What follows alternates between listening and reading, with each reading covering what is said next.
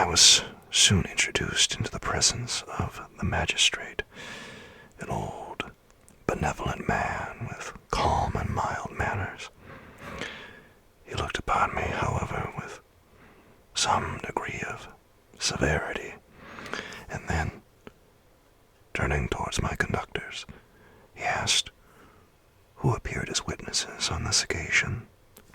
About half a dozen men came forward, and one being selected by the magistrate, he deposed that he had been out fishing the night before with his son and brother-in-law, Daniel Nugent, when, about 10 o'clock, they observed a strong northerly blast rising.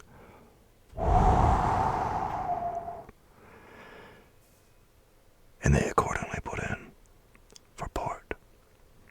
It was a very dark night, as the moon had not yet risen, and they did not land at the harbor, but, as they had been accustomed, at a creek about 2 miles below. He walked on first, carrying a part of the fishing tackle, and his companions followed him at some distance. As he was proceeding along the sands, he struck his foot against something and fell all his length on the ground. His companions came up to assist him, and, by the light of their lantern, they found that he had fallen on the body of a man who was to all appearance dead. Their first supposition was that it was the corpse of some person who had been drowned and was thrown on the shore by the waves. But upon examination, they found that the clothes were not wet, and even that the body was not then cold. They instantly carried it to the cottage of an old woman near the spot, and endeavored, but in vain, to restore it to life. He had appeared to be a handsome young man, about 25 years of age. He had apparently been strangled, for there was no sign of any violence except the black mark of fingers on his neck. The first part of this deposition did not in the least interest me, but when the mark of the fingers was mentioned, I remembered the murder of my brother, and felt myself extremely agitated. My limbs trembled, and a mist came over my eyes, which obliged me to lean on a chair for support. The magistrate observed me with a keen eye, and of course drew an unfavorable augury from my manner. The son confirmed his father's account, but when Daniel Nugent was called, he swore positively that just before the fall of his companion, he saw a boat with a single man in it at a short distance from the shore, and, as far as he could judge by the light of a few stars, it was the same boat in which I had just landed. A woman deposed that she lived near the beach, and was standing at the door of her cottage, waiting for the return of the fishermen, about an hour before she heard of the discovery of the body, when she saw a boat, with only one man in it, push off from that part of the shore where the corpse was afterwards found. Another woman confirmed the account of the fishermen having brought the body into her house. It was not cold. They put it into a bed and rubbed it. And Daniel went to the town for an apothecary, but life was quite gone. Several other men were examined concerning my landing, and they agreed that with the strong north wind that had arisen during the night.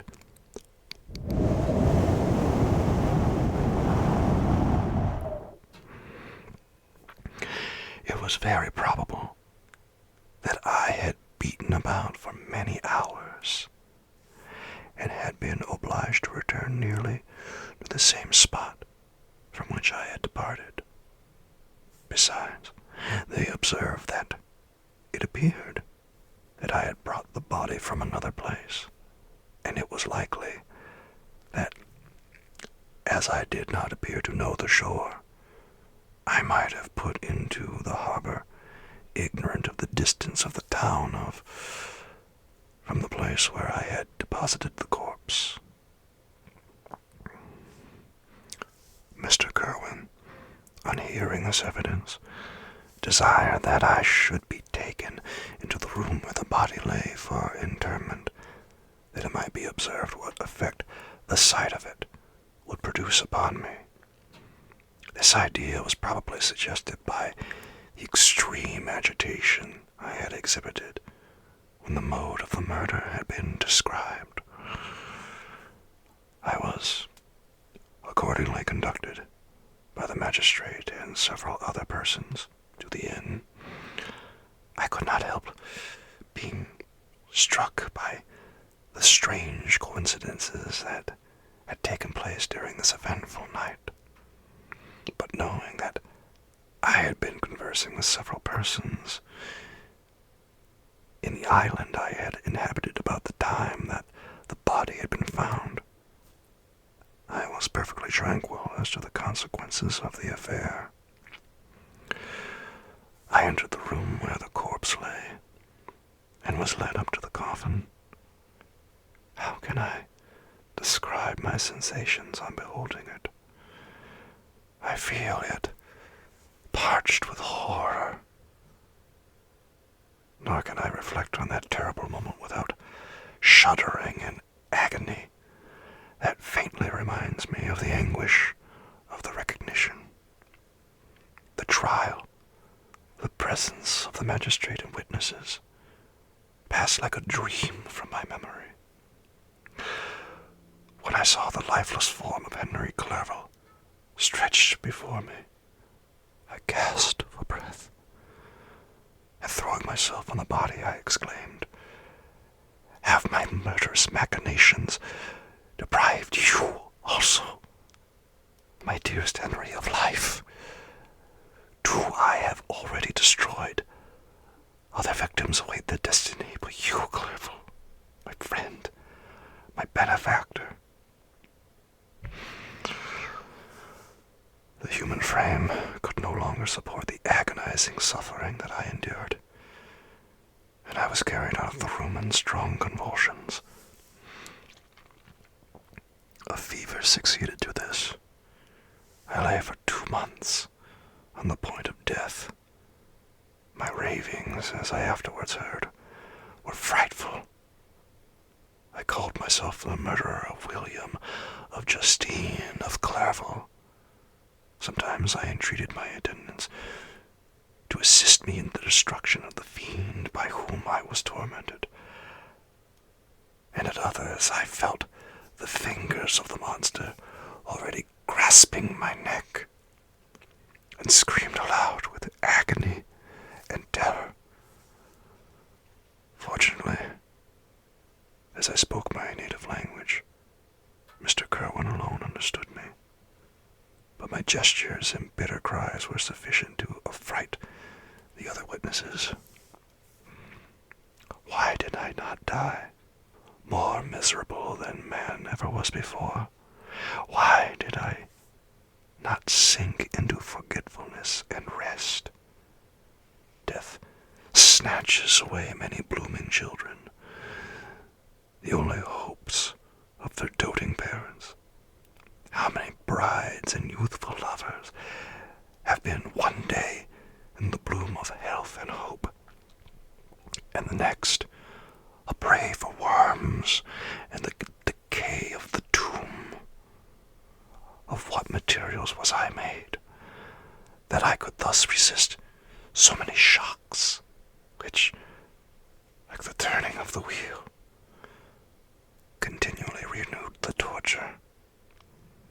But I was doomed to live, and in 2 months found myself as awaking from a dream in a prison, stretched on a wretched bed, surrounded by jailers, turnkeys, bolts, and all the miserable apparatus of a dungeon.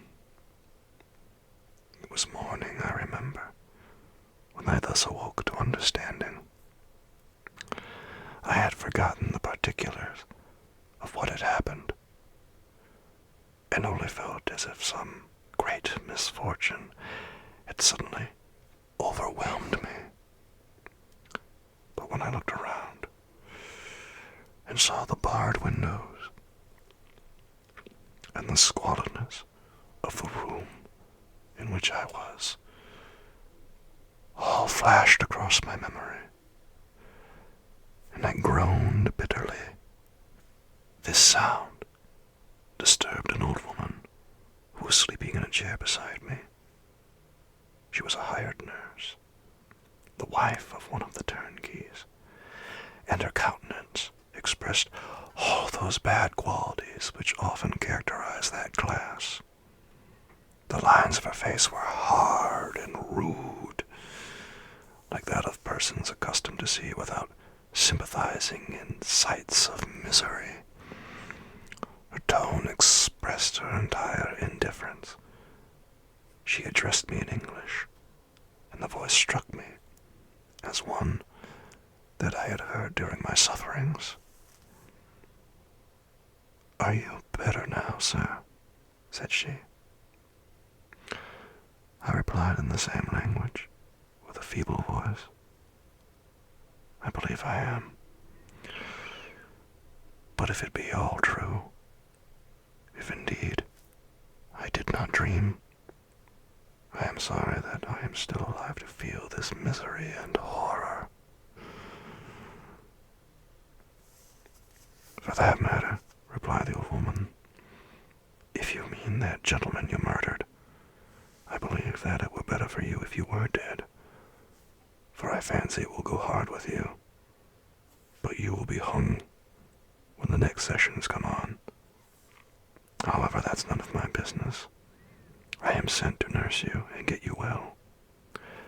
I do my duty with a safe conscience.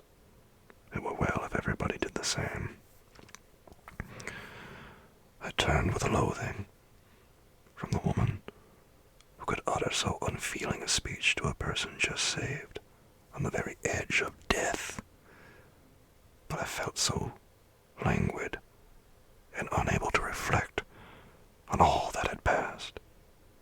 The whole series of my life appeared to me as a dream.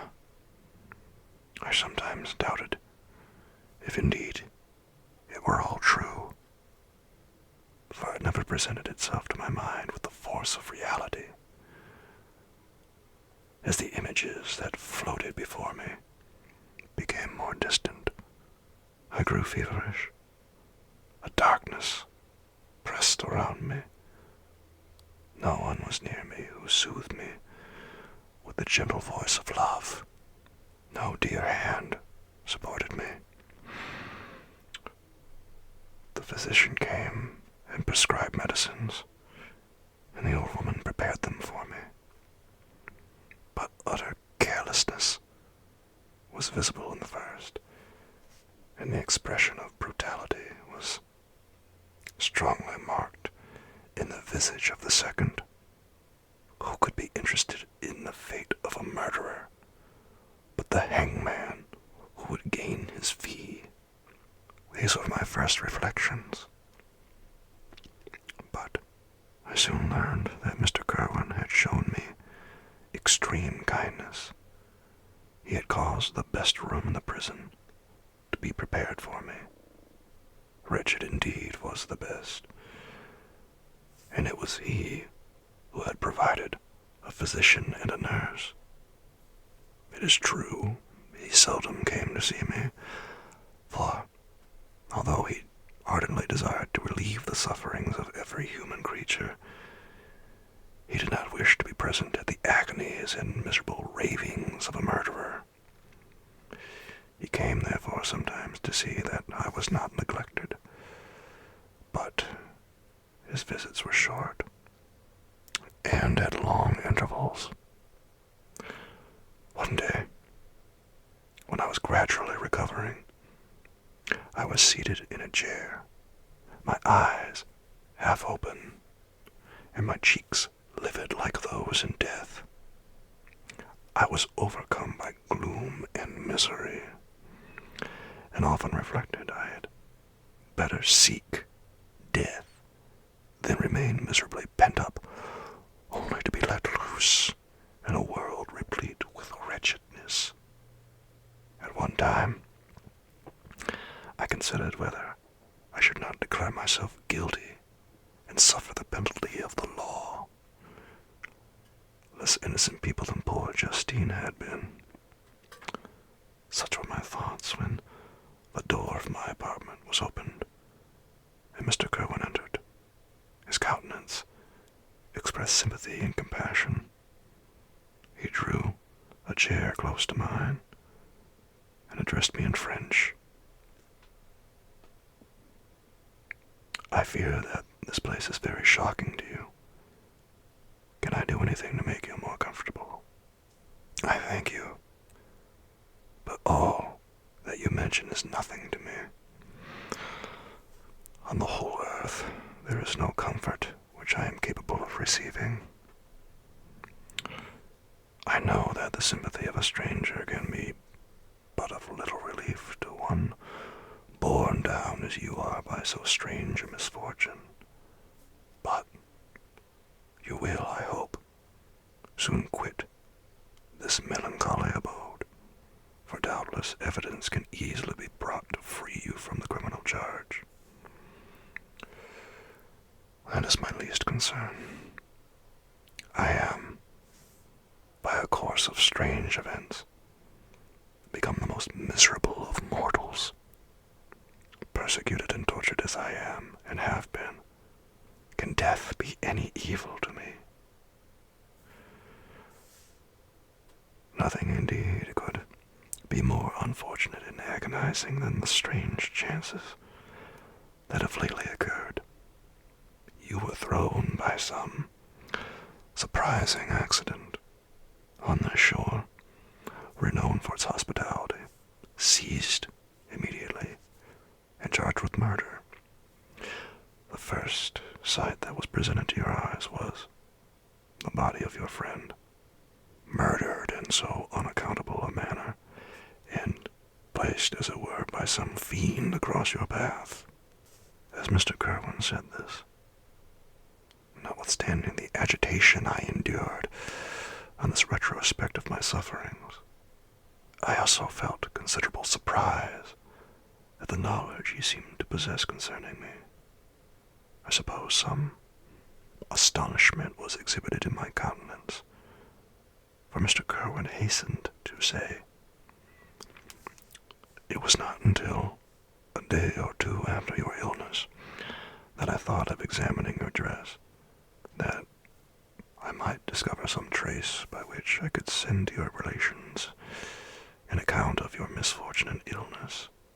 I found several letters, and among others one which I discovered from its commitments to be from your father. I instantly wrote to Geneva. Nearly 2 months have elapsed since the departure of my letter. But you are ill. Even now you tremble. You are unfit for agitation of any kind. This suspense is 1,000 times worse than the most horrible event. Tell me what new scene of death has been acted, and whose murder I am now to lament." "Your family is perfectly well," said Mr. Kerwin with gentleness, "and someone, a friend, is come to visit you. I know not by what what chain of thought the idea presented itself, but it instantly darted into my mind that the murderer had come to mock at my misery and taunt me with the death of Clerval, as a new incitement for me to comply with his hellish desires. I put my hand before my eyes and cried out in agony, "Oh, take him away. I cannot see him. For God's sake, do not let him enter." Mr. Kerwin regarded me with a troubled countenance. He could not help regarding my exclamation as a presumption of my guilt, and said in a rather severe tone, "I should have thought, young man, that the presence of your father would have been welcome instead of inspiring such violent repugnance." "My father," cried I, while every feature and every muscle was relaxed from anguish to pleasure. "Is my father indeed come? How kind, how very kind. But where is he? Why does he not hasten to me?" My change of manner surprised and pleased the magistrate. Perhaps he thought that my former exclamation was a momentary return of delirium, and now he instantly resumed his former benevolence. He rose and quitted the room with my nurse, and in a moment my father entered it. Nothing at this moment could have given me greater pleasure than the arrival of my father. I stretched my hand out to him and cried, "Are you then safe? And Elizabeth and Ernest?" My father calmed me with assurances of their welfare, and endeavored, by dwelling on these subjects so interesting to my heart, to raise my desponding spirits, but he soon felt that a prison cannot be the abode of cheerfulness. "What a place is this that you inhabit, my son?" said he, looking mournfully at the barred windows and wretched appearance of the room. "You travel to seek happiness, but a fatality seems to pursue you, and poor Clerval." The name of my unfortunate and murdered friend was an agitation too great to be endured in my weak state. I shed tears. "Alas, yes, my father," replied I. "Some destiny of the most horrible kind hangs over me, and I must live to fulfill it, or surely I should have died on the coffin of Henry." We were not allowed to converse for any length of time, for the precarious state of my health rendered every precaution necessary that could ensure tranquility. Mr. Kerwin came in, and insisted that my strength should not be exhausted by too much exertion. But the appearance of my father was to me like that of my good angel, and I gradually recovered my health. As my sickness quitted me, I was absorbed by a gloomy and black melancholy that nothing could dissipate. The image of Clerval was forever before me, ghastly and murdered. More than once, the agitation into which these reflections threw me made my friends dread a dangerous relapse. Alas, why did they preserve so miserable and detested a life? It was surely that I might fulfill my destiny, which is now drawing to a close. Soon, oh, very soon, will death extinguish these throbbings and relieve me from the mighty weight of anguish that bears me to the dust. And in executing the award of justice, I shall also sink to rest. Then the appearance of death was distant, although the wish and I often sat for hours, motionless and speechless, wishing for some mighty revolution that might bury me and my destroyer in its ruins. The season of the assizes approached. I had already been 3 months in a prison, and although I was still weak and in continual danger of a relapse, I was obliged to travel nearly 100 miles to the county town where the court was held. Mr. Kerwin charged himself with every care of collecting witnesses and arranging my defense. I was spared the disgrace of appearing publicly as a criminal, as the case was not brought before the court that decides on life and death. The grand jury rejected the bill on its being proved that I was on the Orkney Islands at the hour the body of my friend was found.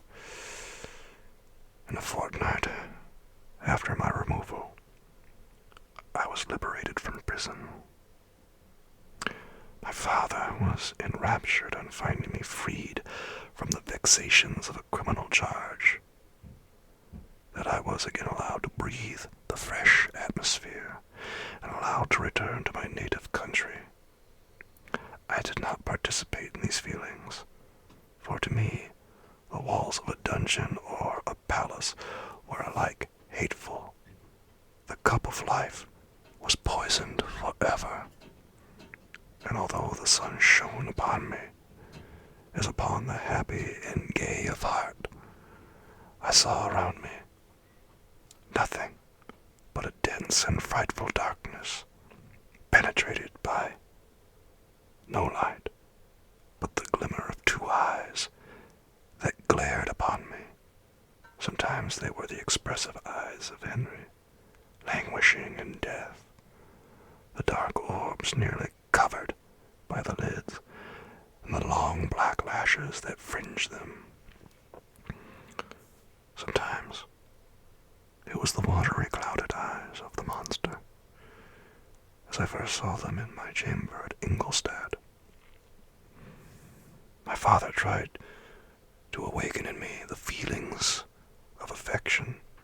He talked of Geneva, which I should soon visit, of Elizabeth, of Ernest, but these words only drew deep groans from me. Sometimes, indeed, I felt a wish for happiness, and thought, with melancholy delight, of my beloved cousin, or longed with a devouring malady du pays to see once more the blue lake and rapid Rhone that had been so dear to me in early childhood. But my general state of feeling was a torpor in which a prison was as welcome a residence as the divinest scene in nature, and these fits were seldom interrupted but by paroxysms of anguish and despair. At these moments, I often endeavored to put an end to the existence I loathed, and it required unceasing attendance and vigilance to restrain me from committing some dreadful act of violence. I remember, as I quitted the prison, I heard one of the men say, "He may be innocent of the murder, but he has certainly a bad conscience." These words struck me. A bad conscience. Yes, surely I had one. William, Justine, and Clerval had died through my infernal machinations. "And whose death," cried I, "is to finish the tragedy? Ah, my father, do not remain in this wretched country. Take me to where I may forget myself, my existence, and all the world." My father easily acceded to my desire, and after having taken leave of Mr. Kerwin, we hastened to Dublin. I felt as if I was relieved sailed with a fair wind from Ireland.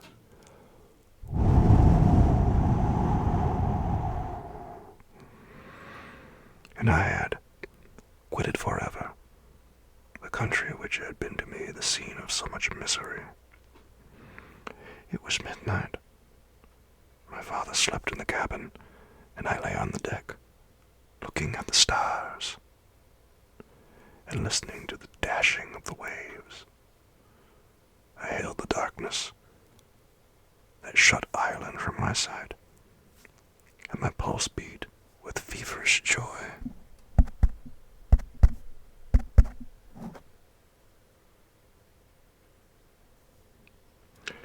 When I reflected that I should soon see Geneva, the past appeared to me in the light of a frightful dream. Yet the vessel in which I was, the wind that blew me from the detested shore of Ireland,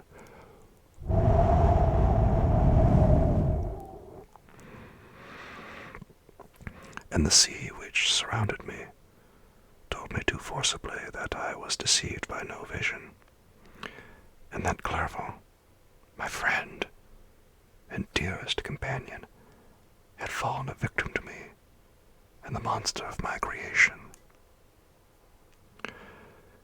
I repassed in my memory my whole life, my quiet happiness while residing with my family in Geneva, the death of my mother, and my departure for Ingolstadt. I remember shuddering at the mad enthusiasm that hurled me onto the creation of my hideous enemy, and I called to mind the night during which he first lived. I was unable to pursue the train of thought. 1,000 feelings pressed upon me, and I wept bitterly. Ever since my recovery from the fever, I had been in the custom of taking every night a small quantity of laudanum, for it was by means of this drug only that I was enabled to gain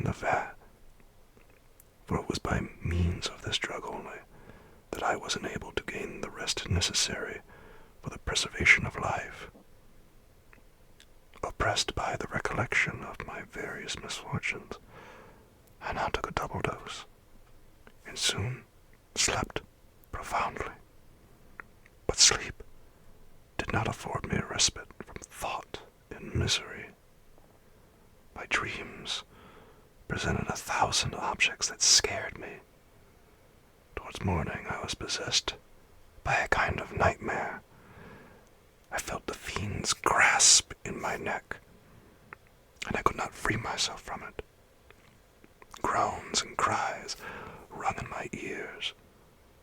My father, who was watching over me, perceiving my restlessness, awoke me and pointed to the port of Holyhead.